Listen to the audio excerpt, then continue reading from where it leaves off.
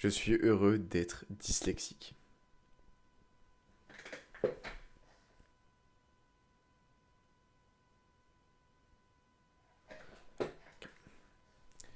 Je suis heureux d'être dyslexique. Je suis heureux d'être dyslexique. Dans cette vidéo, je vais t'expliquer comment un événement traumatisant, un événement douloureux peut te rendre plus fort. Ok? Ça commence. Déjà, premièrement, t'entendras jamais un mec te dire moi, je suis heureux d'être 10. Je suis heureux d'être machin. T'entendras. Parce que, en fait, quand t'es 10, ça te complique la vie, entre guillemets, en fait. Et moi, je vais te raconter un peu mon histoire, et puis après, je t'explique comment ça peut t'aider. Un événement. Mais bon, moi, mon événement, c'est ça. Donc, quand j'avais 6 ans, tu vois, je rentre en CP. Et quand tu rentres en CP, tu sais, tu commences à un peu travailler et tout, tu sais, à écrire, apprendre à compter, enfin, tu sais, genre les additions, etc. Et en français, tu vois, j'étais vraiment mauvais. Et tellement mauvais que la maîtresse, tu vois, elle est allée voir ma mère et elle a dit écoutez, madame, faudrait peut-être songer à aller faire un bilan orthophonie. Un bilan d'orthophonie pour votre fils. Du coup, ma mère, elle m'emmène machin à l'orthophoniste et, et bah, elle a tapé dans le mille je suis dyslexique et dysorthographique. Bon, je suis pas à plaindre, hein, il y a plein d'autres 10, il y a dyscalculie, 10 organique, enfin, il y a plein de trucs différents. Donc vraiment en français, je suis une bille, quoi.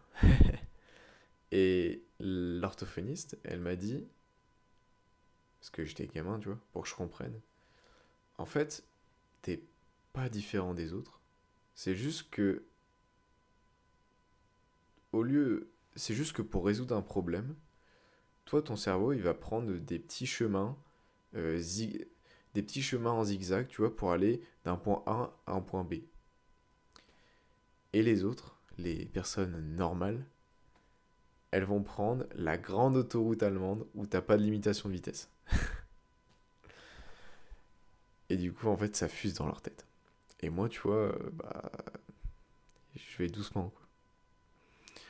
Et quand t'es gamin et que t'entends ça, tu te dis, ah ouais, je suis différent, je suis moins bien que les autres, en fait. Je suis... J'ai pas choisi...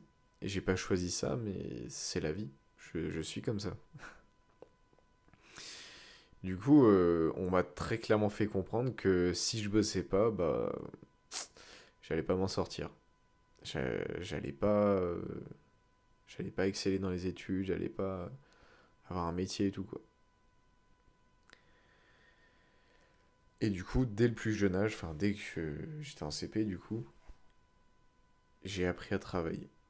Mais genre, je faisais tous mes devoirs, enfin comme la plupart des gens, je pense. Mais mes parents, ils m'ont inculqué la valeur du travail déjà, et puis cet événement m'a a renforcé tout ça en fait. Ça m'a obligé à bosser dès le plus jeune âge. Et aujourd'hui, je viens d'avoir mon BTS et je suis probablement dans le top 3 de ma promo. Alors que en face, t'as des mecs tout à fait. T'as des personnes tout à fait normales, voilà, qui n'ont pas de difficultés, au contraire des facilités. Et juste parce que cet événement m'a dit écoute mec, si tu bosses pas, ça va être compliqué pour toi, et bah j'ai réussi plutôt bien, dans les études du moins.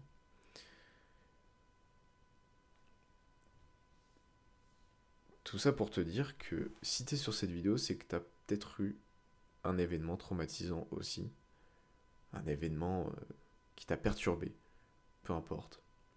Moi récemment, c'était donc une rupture amoureuse. Enfin, je pense que si tu regardes ma chaîne, tu sais, et tu sais que j'écris un livre actuellement pour aider les gens justement à surmonter une rupture amoureuse. Et voilà. Donc, donc, si tu regardes cette vidéo, si tu as vécu un événement comme ça, qui t'a contraint à faire des choses, tout simplement, et bah c'est bien. C'est vraiment bien. Et tu vois, je remercie vraiment le monde. Tu vois, je remercie vraiment. Tu vois, je suis vraiment heureux d'être dyslexique parce que sinon, j'aurais probablement pas travaillé autant comme ça et j'aurais jamais eu autant de résultats. Et, et tu vois, moi j'ai bien réagi. Tu vois, je suis allé dans le bon sens, entre guillemets, tu vois, pour avoir des bons résultats pour moi. Et il y en a, malheureusement, bah, tu vois, ils vont dans le mauvais sens. Tu vois, après une rupture amoureuse, bah, il y en a, ils s'en remettent pas, hein. Il y en a, ils commencent à fumer, se droguer, boire de l'alcool. C'est triste, mais quand tu sors d'un événement comme ça, t'as deux solutions. Soit tu te détruis, soit tu te reconstruis. C'est possible qu'au début tu te détruises, comme ça a été mon cas, et après tu te reconstruises. Et justement, moi je suis là pour t'aider. Donc, si t'as vécu un événement qui te marque, si t'as vécu un événement qui t'a marqué, peu importe, une rupture amoureuse, euh, le fait que tu te sois blessé, le fait que t'aies une opération, il y a tellement de possibilités, le fait que t'aies perdu beaucoup d'argent et tout, et bah la meilleure solution, c'est de redoubler d'efforts pour se reconstruire. Et en fait, à un moment, t'auras un déclic dans ta tête qui te dira, écoute, t'as pas le choix en fait. T'as pas le choix. T'es obligé de faire ça pour que ta vie future soit bien en fait. Du coup, voilà, je voulais juste te faire cette petite vidéo pour t'éclaircir sur ce point qui me semble très important. J'espère t'avoir aidé. J'espère que je t'ai aidé avec cette vidéo. Et